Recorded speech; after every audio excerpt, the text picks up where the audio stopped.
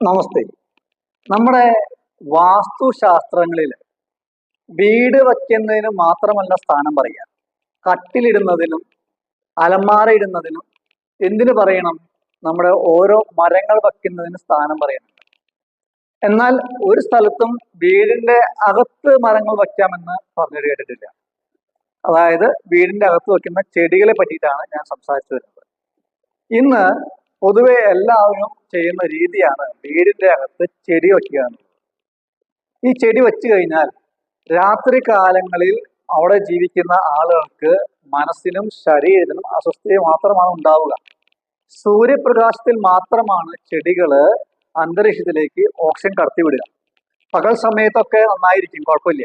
പക്ഷെ രാത്രി കാലങ്ങളിൽ ചെടിയിൽ നിന്ന് പുറത്തേക്ക് വരുന്ന ആ വായു, ആ ഗ്യാസ് നമ്മുടെ ശരീരത്തെ ഹാനി ചെയ്യുമെന്ന് പ്രത്യേകം പറയേണ്ടതില്ല.